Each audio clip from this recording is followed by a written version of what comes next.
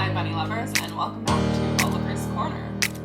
If you're anything like me and you're a bit of a YouTube junkie, I'm sure you've seen heaps of videos on what I eat in a day done by all sorts of different bloggers, and I thought it would be kind of fun to do a bit of a riff on that and do a bunny what I eat in a day video and give you an idea of what I feed Oliver and why, and what his usual diet looks like on a day-to-day basis. Now, one of the things I've noticed in the bunny community is that there's a bit of controversy around rabbit diets. There's still so much research that needs to be done when it comes to rabbit care, and there's still so many topics that, from one vet to another, from one pet owner to another, different people have different ideas on what is correct. This is just the diet that we've ended up with, that works for Oliver, that our vet has approved, and that seems to be working for us. So one of the things that you'll probably notice pretty quickly is that we don't feed Oliver any pellets. So this is definitely a huge topic of controversy. I know that there are some people who absolutely swear by pellets as part of a rabbit diet. You are feeding your rabbit pellets and it's working for them. By all means, as long as you're consulting your vet, I am not here to tell you what to do. This is just a lighthearted video showing you what we've been feeding Oliver, what his favorite things are, and a few of the little naughty treats that we feed him throughout the day as well. So when we first adopted Oliver, I actually was feeding him pellets. However, it became very quickly apparent that it just did not agree with him. For those of you who are curious, in case you're going through something sort of similar, I was waking up every single morning and going to see Oliver in his enclosure, and it was a mountain of Cecotropes. The Cecotropes were everywhere, and I'm not talking like one or two little ones that can be expected. We're talking like out of control. So I was very concerned and spoke to the vet about it, and this is just what we came up with. And I have to say, since we removed the pellets from his diet, it's pretty much gone away. Another disclaimer, just saying, Cecotropes are a perfectly normal thing for your rabbits to be producing. It's a very important thing. However, they should be ingesting most of the Cecotropes that they're producing. So if you're finding them lying all over the ground, there's going to be some sort of imbalance in your rabbit's diet, and it's best to speak to your vet about how you can rectify that issue. So with all of that said and out of the way, let's get straight into the video. So first thing in the morning, I give him a nice fresh salad.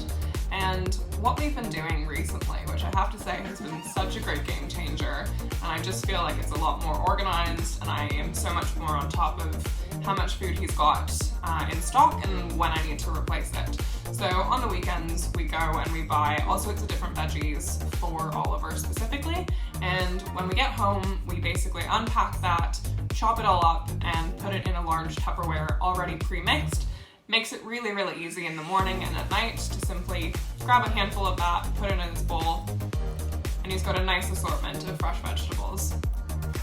So this week's assortment consists of mint, which is one of his absolute favorite things, and also some silver beet and some cabbage. So this next bit I definitely don't do with every single meal, but occasionally I'll sprinkle a little bit of chamomile flowers, which are perfectly rabbit safe, mainly because it looks pretty, and I like to Instagram his meals. Now, if you're anything like me, you probably give your rabbit something cheeky throughout the day, just for being adorable. Now, by way of treats, there are a few different things that you can give your rabbit. Obviously, you can buy store-bought treats. I have also seen some very impressive people making their own treats at home. I tried, I failed, and you know what? I'm leaving it to the pros. If you are going to buy something from the store, these ones I think are really great. Most things from Oxbow tend to be pretty good for your rabbits. There's a lot of other brands that are a little bit dodgy, and it's just good to check the ingredients. But these are baked treats with apple and banana. Oliver loves them, they're great. And I normally will break off a piece, even though they're quite small. I'll just give him, half to a quarter of a piece at a time, only a few times a week, because it's just very high in sugar, and there's just other things that I know are just as exciting to him and work just as well as a reward. In terms of some alternatives to store-bought treats, you can obviously cut up some small pieces of fruit. Some of Oliver's favorites are definitely banana, but also things like apple and blueberries. I haven't tried any other fruits for him, so do let me know in the comments below whether your rabbits have any favorite fruits that you like to give them as treats. We are coming into summer here, so if there's any summery fruits that might be fun to try, do let me know. Now this next one, I actually can't take full credit for. I got inspired by Morgan from Sincerely Cinnabon. Now Morgan suggested going to a local tea shop. Now that can be in person, or I found some really great tea shops on Etsy. And the great thing about tea shops is you know that anything you get from there is going to be safe to consume, because if you can brew tea with it, it's safe to consume. You know that it won't be made with any yucky preservatives or any kind of pesticides, so you know that it's already starting at a pretty safe level. So what I've ordered from there are some obviously rabbit-safe flowers. It's very important that you do some research on what flowers are safe to eat for rabbits, because there are a lot that are toxic, so do be sure to check that first. But one of the things, aside from the chamomile that I do like to sprinkle on his food, are also these rosebuds. Now, I can't tell you how cute it is to feed this tiny little mister a little rose whenever he's being a good boy, but it is pretty much the cutest thing on earth. Now, not only are these basically, they're a flower, they're essentially a vegetable, so you know that it's way, way, way less chock full of sugar than fruit or treats, just as delicious because it's fragrant, and so they do like it just about as much as any other sort of treat, but they're also tiny. So if you can see this, that's minuscule. So you know that it's sort of safe to give them one daily. Now something else that I really love to give Oliver, which is great for his teeth and he absolutely loves them, are apple sticks. Now you can give them apple sticks or pear sticks. There are a few different kinds of branches that are completely safe for your rabbit. It's really great for grinding down their teeth. As I'm sure all of you know, rabbits' teeth grow their entire lives, so it's very important to be giving them things to chew on that are actually hard to chew on, so that they can really grind down those teeth. The first time we ever gave him one, he literally grabbed it from our hands, ran around the room about 6 times before finally finding a spot to sit down and munch on it to his heart's content. So it is pretty cute, they do love it, and I think with the apple trees and the pear trees, there's a bit of sweetness inside of the bark, so it really makes it a nice little treat for them. Now we feed Oliver a breakfast salad as well as a dinner salad. Now we usually feed his breakfast around 9:30 in the morning, and then we'll feed him his dinner around 7 p.m. So again, just go back to my trusty container, feed him essentially the same salad for dinner. It's great, rabbits don't really get tired of eating the same thing, and as I did mention, it does change sort of from week to week, but from morning to night, it's usually the same. A few honorary mentions of other foods that Oliver absolutely loves as part of his morning and evening salads are basil, parsley, arugula, otherwise known as rocket, and bok choy.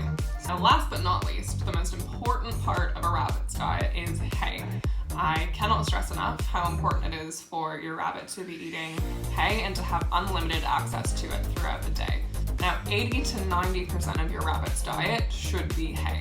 The veggies are great, but they are not the main part of what they should be eating. The hay keeps their digestive tract going, it's very important, it helps their teeth stay nice and trimmed, and it's just really, really important that they be eating as much hay as possible. Oliver is a freak for hay. There is nothing that excites him more in the entire world than when you refill his hay. I've never seen any animal get so excited about something so boring, but I'm thrilled about it. Now, if you're not quite so lucky and your rabbit's really not interested in eating hay, there are a few different things that you can do. Certainly, you could buy a forage mix and sprinkle that into the hay and kind of trick them into eating it by hiding some sneaky things in there. Or otherwise, you can just insert them into cardboard toys, just add an element of fun to it. The best thing you can always do is encourage their foraging instincts, their foraging animals. They will do it. Sometimes if I'm trying to do that with Oliver, I'll sprinkle his breakfast into his seagrass mat. I find that's a really fun way to get his foraging mind going, and it's really, really good for their brain development. And the final thing, because I lied, this is the final thing, water.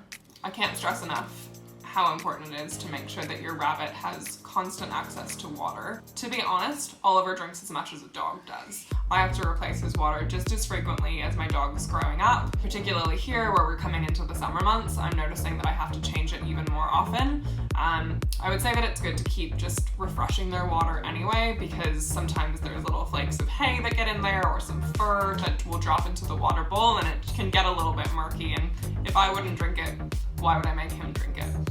So that's it from us on Oliver's Corner this week. I hope you enjoyed this episode of what I eat in a day, and please do let us know in the comment what sort of content you would love to see from this channel. Totally up for suggestions, but we do have some great ideas up our sleeve, so do stay tuned and check in with us next week.